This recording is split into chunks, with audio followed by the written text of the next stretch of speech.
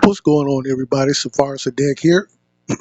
I received a very somber download this morning earlier about a potential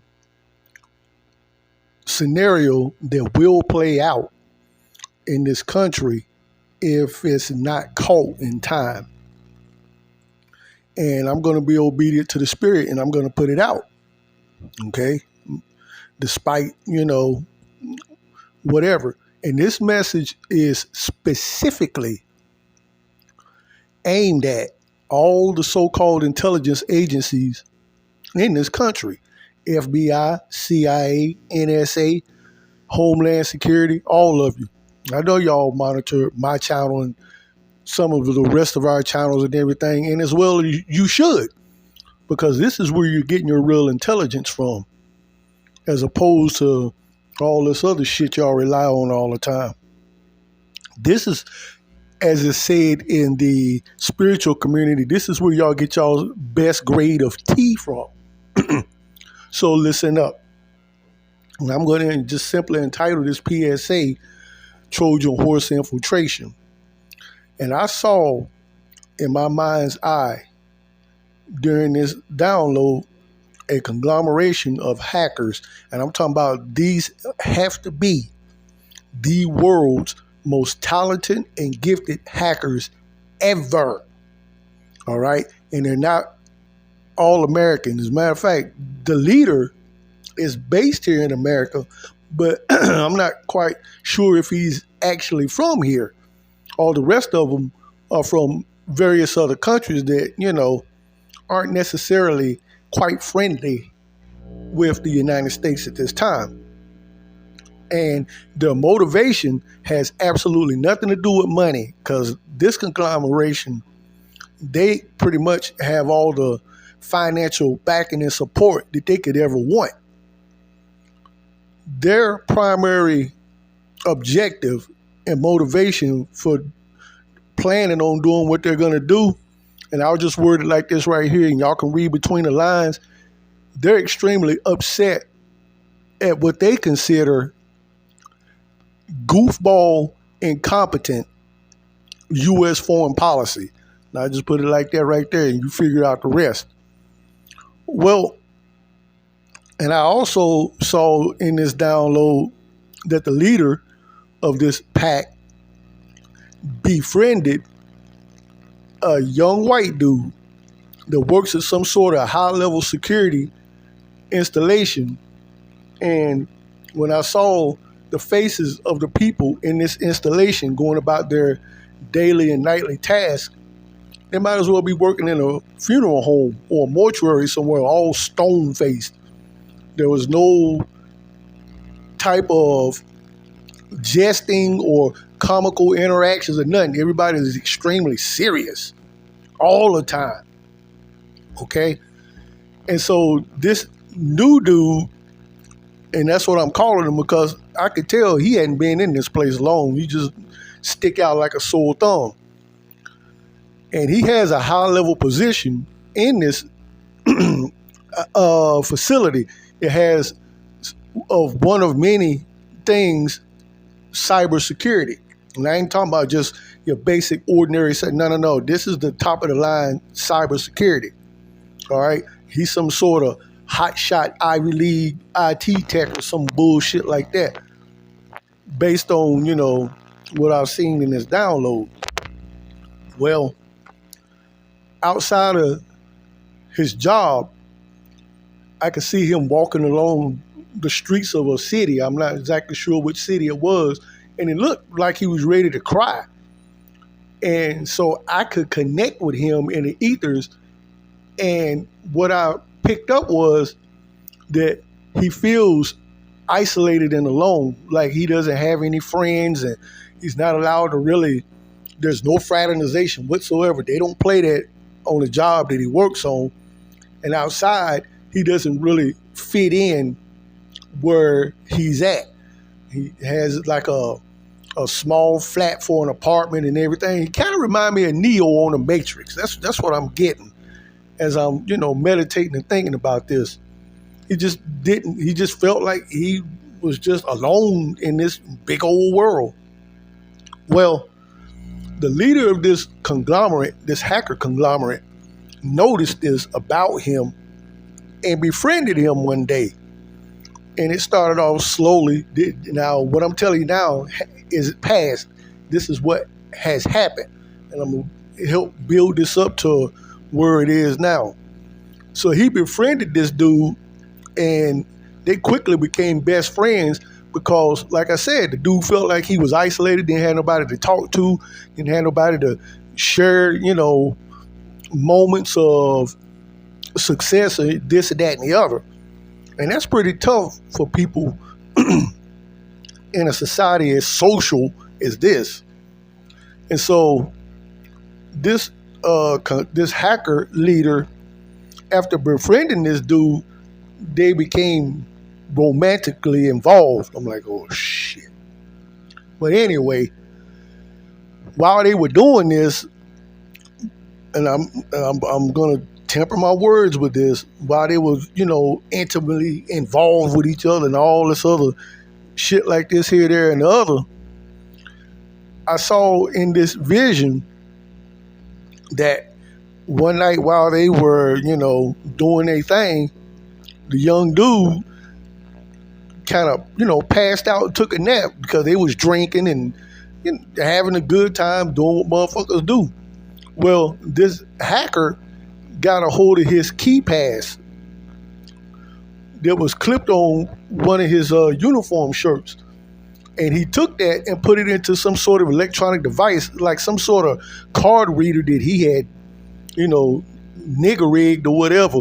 And the shit just looked crazy. But he stuck that card in there, and it was connected to his laptop, and the screen on his laptop was flickering. You could see all this, like shit you see in the movie, all this data and everything quickly flickering on the screen. And then he took the card out and put it back on my man's jacket, and that was it. Now, I told y'all these in the vision were considered the most dangerous and threatening conglomerate of hackers on this planet.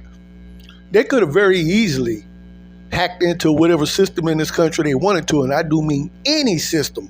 They could have done it with no problem. But the thing is, they want to make it look like an inside job. Okay? So this was the perfect opportunity for them to do exactly that. Make it look like an inside job. Like somebody from the inside of this facility did it. Okay? And that was the end of the vision. So what I'm going to do is what I always do, go over to the scriptures, because this is where I draw my power from. I'm not as good with tarot cards and stuff like that as some of these tarot readers, although I do have the gift to know how to do it. But my go-to is the scriptures after seeing this. So let's go over to my notepad, and I've already prepared a few scriptures, and we're going to bring this thing here to a close. All right, let's go into one of my favorite books, Ecclesiasticus, and I'll give you the precepts when I get to the bottom. If thou be invited of a mighty man, withdraw thyself, and so much the more he will invite thee. It's kind of like, some sort of psychology. Press thou not upon him, lest thou be put back, and stand not far off, lest thou be forgotten. So this sounds like, when I'm reading this right here, you got to find some type of happy medium or balance in situations like this. Now this is where, after meditating on this vision, this is where old dude fucked up right here, verse 11. And this is from Ecclesiasticus 13, 9 through 12, by the way. Affect not to be made equal unto him in talk, and believe not his many words. For with much communication will he tempt thee, and smiling upon thee will get out thy secrets. I was like, damn, that's exactly what he did. He lured his ass in because he saw that he was alone and everything. So he was like, yeah, I know I can get him, even, man to man. Y'all get what I'm saying? I know I can get him. And that's exactly what he did. And like I said, once they got together and everything, they got to going out, having drinks and this, that, and the other. Now, y'all know that when motherfuckers get to pour that damn liquid courage down their throat, shit get to being revealed that don't need to be revealed. And this ain't gonna never change. That's why you ain't got no business drinking a lot of that shit. All right? You can take a drink every now and again, but damn. But, he caught my man at a bad moment in his life. And so with much communication, he tempted this dude and smiling and some other things. I'm not going into detail about it. Damn that. Verse 12. But cruelly he will lay up thy words and will not spare to do thee hurt and to put thee in prison. And that's Ecclesiastes chapter 13, verse 9 through 12. And the reason why he did this, so after they do what they planning on doing, they planning on setting him up, making it look like he was the one that did it. All right? Let's switch up here. And I'm going to give you these 3 precepts as warnings, and then I'm going to bring this to a close. Let's look at Proverbs chapter 17, verse 23. A wicked man taketh a gift out of the bosom to pervert the ways of judgment. It's Proverbs 17:23. And a gift can come in many ways. Friendship, social cohesion, sexual encounters, and then y'all know what the other gifts are. The shit that y'all go cuckoo for Cocoa Puffs over: cars, houses, money, all the drugs, all this other bullshit. But he used companionship in this particular case as a gift to set this dude up. Let's look at Proverbs 25:14. Whoso boasteth himself of a false gift is like clouds and wind without rain. That's Proverbs 25:14. Now, I didn't see nowhere in the vision where this dude was on his job, walking around there, skipping and hopping along and everything after these encounters, because that wasn't allowed in this place. But in his mind and in his heart, he felt like he was on cloud 9. Man, I finally got somebody to pay some attention to me, somebody to understand me, somebody that, I can reach out to and express things to that I can't express to nobody else that's driving me crazy. And the reason why certain people are isolated in ways like this and other ways is to drive you crazy so that you hopefully unalive yourself. That's what the purpose behind all that is. But you got some individuals in this society and societies across this globe, and I'm one of them. Isolation is the worst thing you can do with me, because that's when my gifts get stronger. That's when visions get clear, especially when celestial bodies begin to align themselves in certain ways. And if you look at my playlist, I just started by doing videos on here and already done got a community strike. And first one I did, I was telling y'all, this is Mercury retrograde. The time of exposure. Go watch the video and you'll see what I'm talking about. But yeah, this dude felt like, I finally got a friend and everything. So his companionship, he considered a gift. Okay, but what was the purpose? What was the underlining factor? What was the motivation behind this gift? See, that's what you need to be thinking about when you're being approached by strangers and people you don't know and don't know shit about and everything, that for some odd reason want to be nice to you. And you don't know them from shit. But unbeknownst to you, they know a lot more about you than you probably know about yourself. And this gives them an advantage, especially if, say, y'all start to develop a relationship and they're slowly but surely spoon feeding certain, things about you to you, but in a nonchalant way. And that's to help you to drop your guard. Damn, this person really understands me. Like, we've been knowing each other forever. Y'all have. they've known you forever. You don't know them. That's the advantage they have. All right, let's look at Proverbs 19:6. Many will entreat the favor of the prince, and every man is a friend to him that giveth gifts. Proverbs 19:6, especially when ain't nobody giving you gifts, when ain't nobody paying you no attention, but it don't seem like nobody really cares about you despite how high tech your career may be, how, highly important you are in this machine,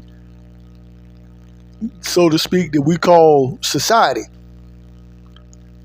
As long as you feel lonely and isolated, like nobody really gives a shit about you and everything, you are vulnerable to somebody approaching you. It seems like they know shit about you that really they shouldn't know and everything. You're vulnerable.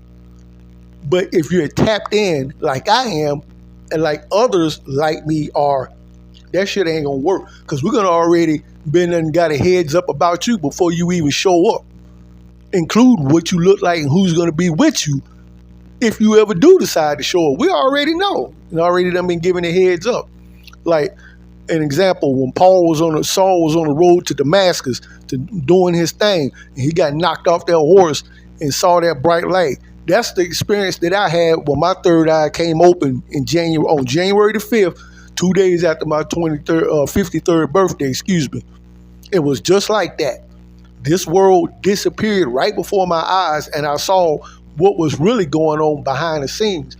But it was so bright, it was hard to discern with any detail what was really going on. Okay? So there are some of us that are that tapped in, and you intelligence agencies know that. That's why y'all watch it and listen to everything we do, because you know this. All right? But every man is a friend to him that giveth gifts. That's human nature. And it's going to be damn near impossible to get around it, especially when you feel like you're isolated, don't have nobody to talk to, and nobody cares about you. That makes you more vulnerable to this than everybody else that are having these basic needs fulfilled. All right. Let's look at Ecclesiasticus 20:14 through 15. The gift of a fool shall do thee no good when thou hast it, neither yet of the envious for his necessity. For he looketh to receive many things for one. He giveth little, and upbraideth or criticizeth much. He openeth his mouth like a crier or a crybaby. Today he lendeth, and tomorrow will he ask it again. Such an one is to be hated of God and man. That's Ecclesiasticus 20:14 through 15. Be careful who you allow to befriend you and who you decide you want to be friends with. Don't be hasty to credit somebody as a friend just because you're alone, isolated, feel like don't nobody care, and you ain't got nobody to talk to. That's when you need to be more suspicious. That's when you need to be more suspicious, especially if you have a high-profile career or position in politics or whatever, something that could, be a threat to national security. They need to have these people living within these facilities and not allowed to be able to go out into society. Okay? But, doing shit like that right there will even raise eyebrows. So you gotta be careful, people, when you're someone of interest. I'll just put it like that. If you are a person of low self-esteem and you don't know how to enjoy your own company and you don't know how to generate your own happiness and joy, you're gonna fall victim to some shit like this. Okay? And last but not least, Proverbs 15:27. He that is greedy of gain troubleth his own house, but he that hateth gifts like me shall live. Because I'm not for sale and I can't be bought, because you people don't have the right currency to have any type of commerce with me. You don't. Because what I got, everybody else wants. So why the hell would I give up the high ground for little to nothing in return, only to have it turned back on me and against me? No, it ain't gonna work like that. Me personally, I'm at the age where I'm like, hell, I done lived my life and went around and been all over the world and did shit other people ain't gonna ever get to do. Done been places a lot of people ain't gonna ever get to go, and this and that and the other. So, and because of this, that plays a key role in why I'm so content in whatsoever state that I am. And that's how I'm not able to be bribed or threatened into fuck all that. All right? So you intelligence agencies, y'all need to be on the lookout, because this conglomerate and excuse me, we got this so-called election coming up and everything. When these motherfuckers start making their move, and I'm gonna tell you this: when he put that dude's card in that reader and downloaded all the information he needed from it, I guarantee you that he took that back to his group and they did what they needed to do, and whatever they're gonna do is already hidden in your systems, cloaked so well that even the best among you can't even see it. That's why I call it a Trojan horse infiltration. Y'all can't see it. To y'all, it probably seems like some type of firmware update or whatever. That shit's already in there. This ain't nothing that they are planning on doing. Planning phase is over. Their next plan is to start making demands. And what sort of demands could they make? Like I said, they're not motivated by money and none of that shit. They can say, look, if you don't do this, first strike one, taking down all your social media platforms. After a certain amount of time, if our demands aren't met, strike two, we're shutting down all your nuclear power plants and water filtration plants. And if that doesn't yield the results that we're looking for, strike three, your entire power grid is going down. I mean, I'm just throwing that out there. Y'all internalize this however you want to. But whatever they were planning is already in the system. It's been there. It's just sitting there waiting for them to do whatever they're going to do. So I thought I'd put that out there for you intelligence agencies, so you might want to beef up your IT security and see what you can do to go into your systems, and perhaps, I don't know, Most High might show you favor and expose this shit so you can purge it out of your system before it's too late. But we all know Babylon is in so much trouble with the Most High that I'm afraid that your efforts are going to be in vain. But I thought I'd put that out there anyway, just to give you a heads up. So, when shit started happening, you already knew that it was going to happen. All right, deuces.